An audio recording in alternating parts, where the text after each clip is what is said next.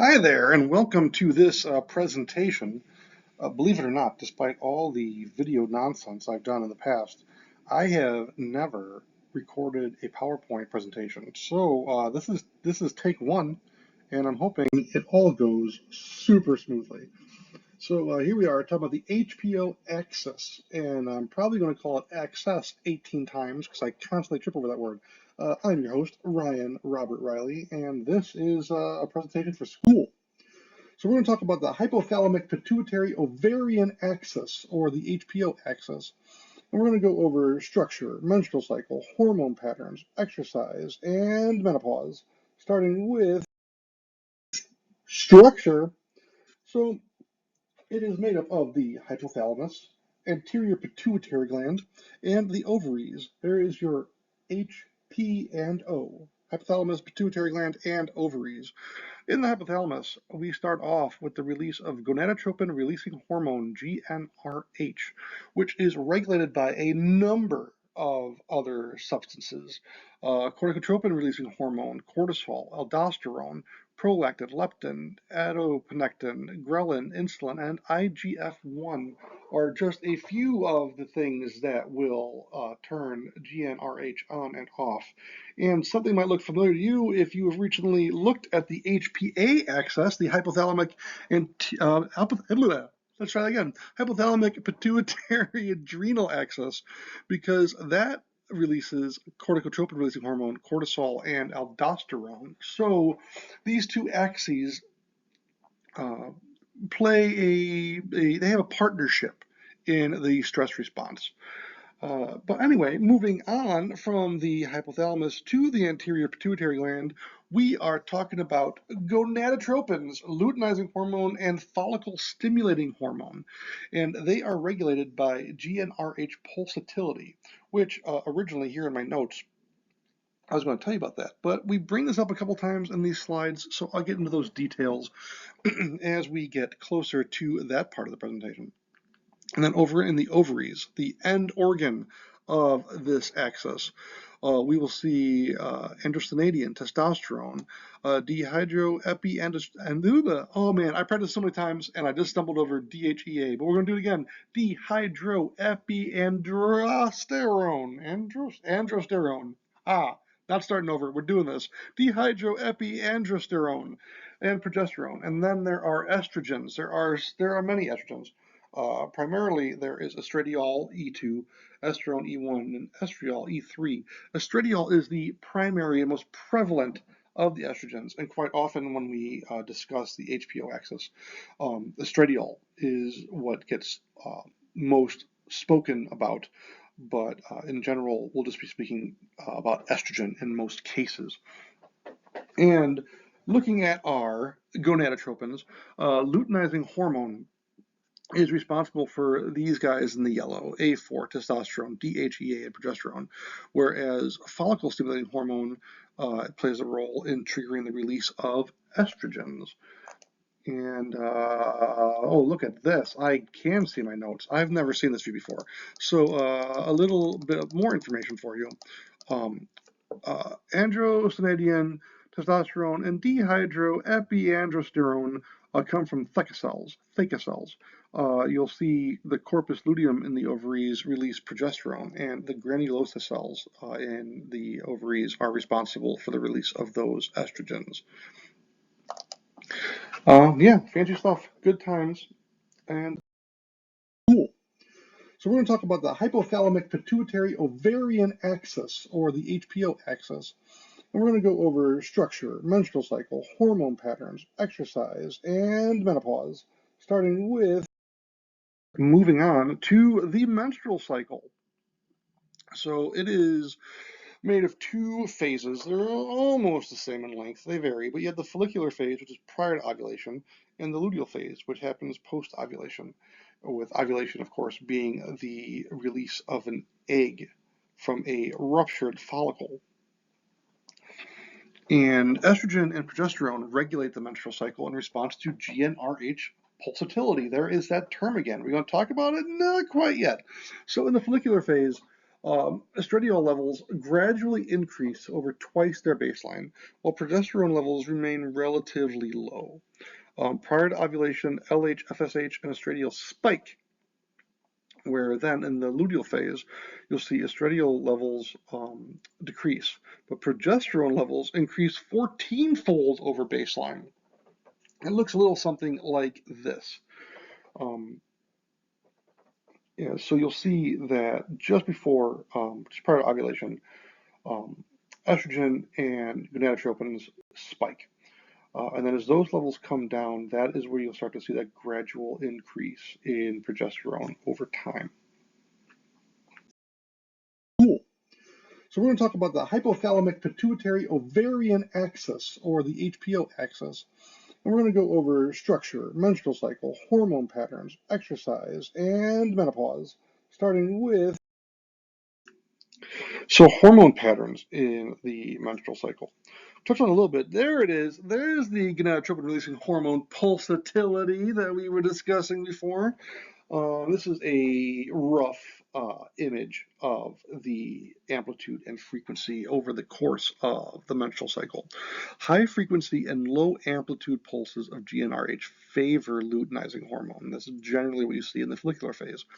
And then following that in the luteal phase, as the pulsatility reduces in frequency but increases in amplitude, there is a favored secretion of follicle-stimulating hormone. And there's a little divide right there in the middle where ovulation occurs. Here is a lot of words, and you can get more details by digging in, and I'll leave it up for a minute. But the big takeaway here is that luteinizing hormone converts cholesterol to testosterone and induces ovulation.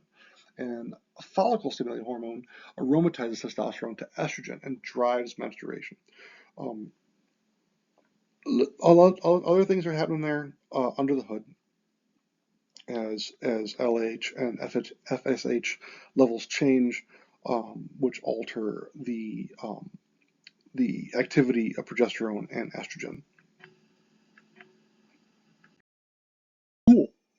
So we're going to talk about the Hypothalamic-Pituitary-Ovarian axis, or the HPO axis. And we're going to go over structure, menstrual cycle, hormone patterns, exercise, and menopause, starting with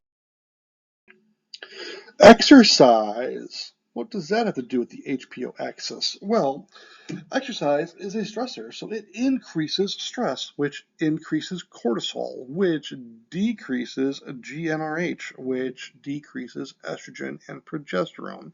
So exercise, it shakes things up. And in response to that stress, the HPO axis essentially shuts down.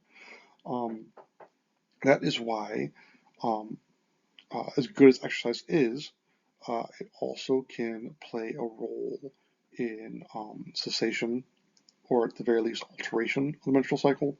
And because of the things that estrogen and progesterone are related to, which we'll get into in a minute, you can have some severe health effects. Moderate intensity aerobic training, so we're looking about 70% VO2 max, has been seen to increase creatine kinase and interleukin-6 during the luteal phase. So, during that time where you see estrogen reduce but progesterone spike, you will also see an increase in markers of muscle damage. Interestingly enough, women express less creatine kinase than men do. So it is interesting because some studies show that their levels will spike above that, which will be seen in their male counterparts during moderate intensity aerobic training. Then chronic endurance training, as far as the HPO axis is concerned, we'll see an increase in testosterone, androstenedione, and the luteinizing to follicle-stimulating hormone ratio. It can also result in infrequent and irregular menstrual periods, otherwise known as oligomenorrhea. We're going to go with O, because that's how English works. Oligomenorrhea. And estrogen and progesterone may have protective effects that are menstrual phase dependent. There is evidence, but it's equivocal, that estrogen and progesterone have skeletal-musculo and neuroprotective effects. And some of what we see is promising, but again, it does seem that it is not so much that these hormones alone have this effect, but their levels as they change through menstrual phases. That's where the impact comes from. Speaking of hormones and training, here we go with the big ones, the big two from the HPO axis, the ovarian hormones, estrogen and progesterone. Look at all of that. Lots and lots of words.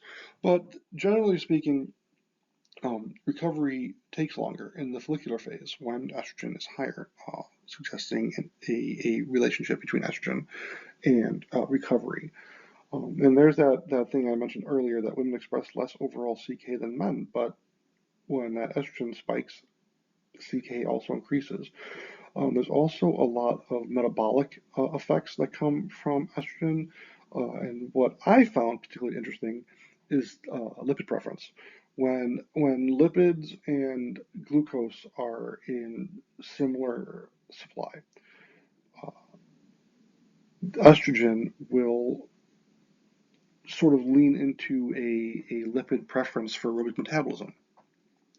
Estrogen has demonstrated antioxidative properties, and a big thing is that deficiency in this increases risk for a bunch of diseases and various osteopathic and skeletal muscular conditions.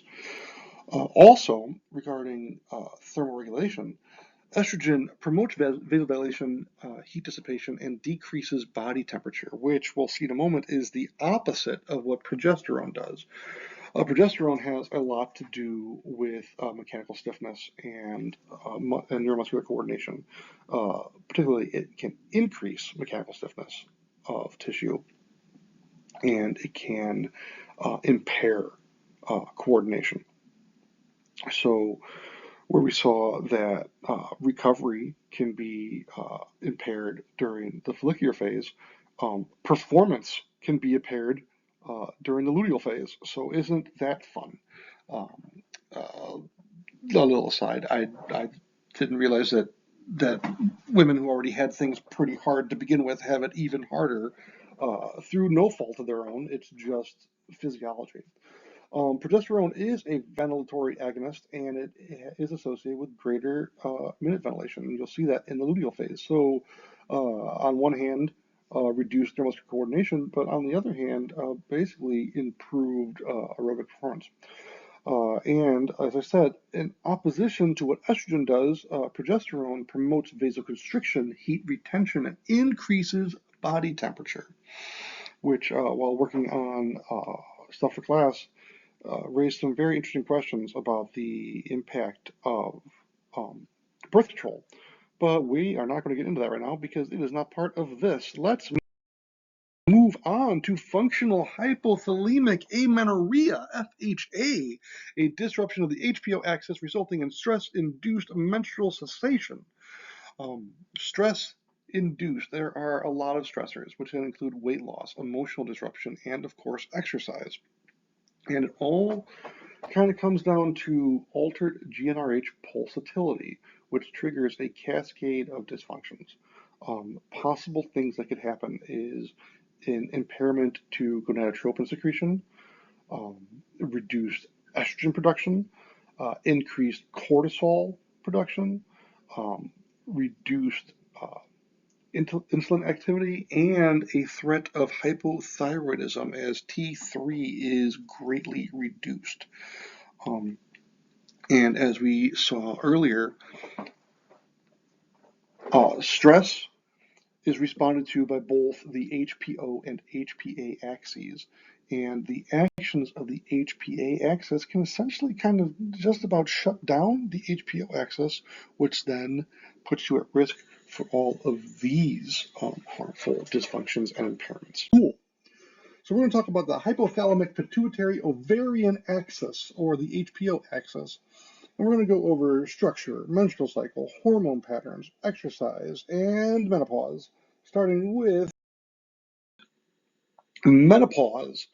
As if things weren't already kind of dire in the way they're being presented here, and I apologize for that. I feel like I am mansplaining something that is totally outside of my purview. Perimenopause and menopause. Perimenopause being the transition to menopause, and menopause being clinically identified by a cessation of a menstrual period for at least a year. Perimenopause is marked by erratic estrogen production that is happening because FSH and cortisol levels are spiking. There's also a shorter follicular phase, greater gonadotropin secretion, and greater estrogen compared to what is experienced in premenopause.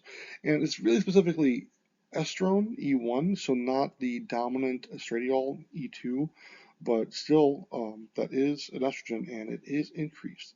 But then we get into menopause, where gonadotropins continue to increase to levels above where they were in perimenopause, but paradoxically, despite this happening, estrogen and progesterone production is reduced.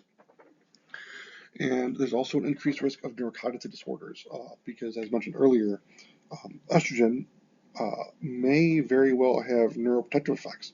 And when you take estrogen away, you lose that protection.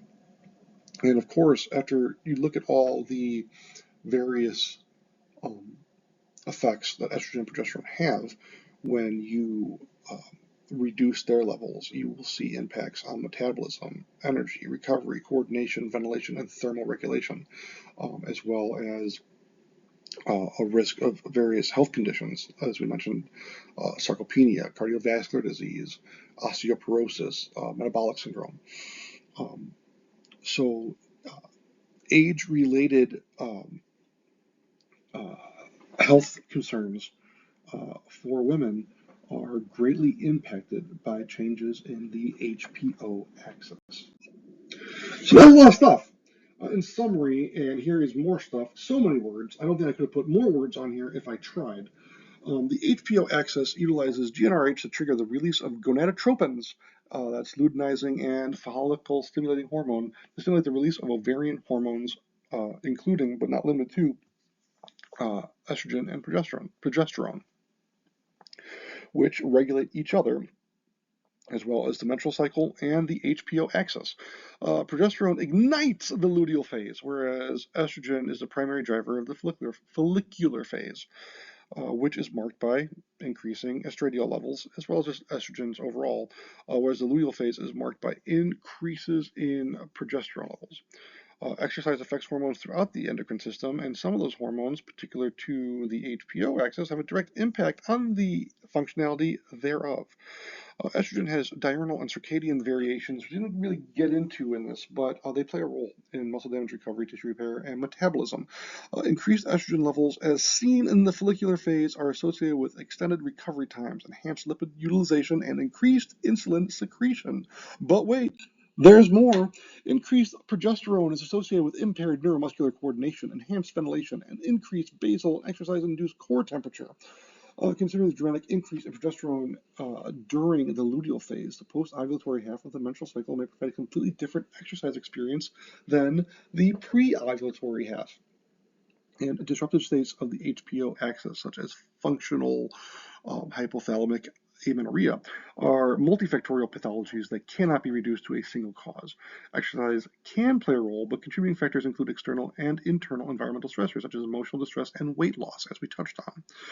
And as women transition to perimenopause and then menopause, gonadotropin production increases, but progesterone and estrogen production decreases, which, as already talked about, can impair metabolism, energy availability, recovery, and coordination, ventilation, thermal regulation, and overall health risks.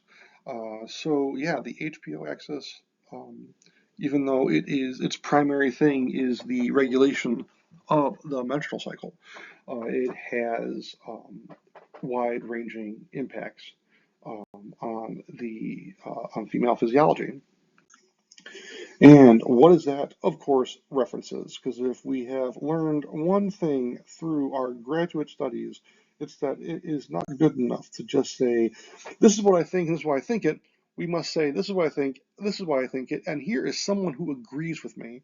I will not bore you to tears by reading off every single one of these. Feel free to pause and catch these if you'd like. But there was a number of them. This took quite a bit of time, and um, it was eye-opening. There was a lot of information to take in during this module, and I am not really sure I'd be able to spit this all back at you without the help of this visual aid. Um, and I gotta tell you, normally in PowerPoint presentations, I use a lot less words and just do a lot more talking, but I figured, you know what, let's put it all out there, let's have it there for you to see, and that is what it is. If you have any questions, you cannot ask this to me because this is not live. Feel free to reach out to me. I'll do my best to shed some light on something that I am still learning about and really am probably out of my depth on. Have an amazing rest of your life, and I will see you sometime.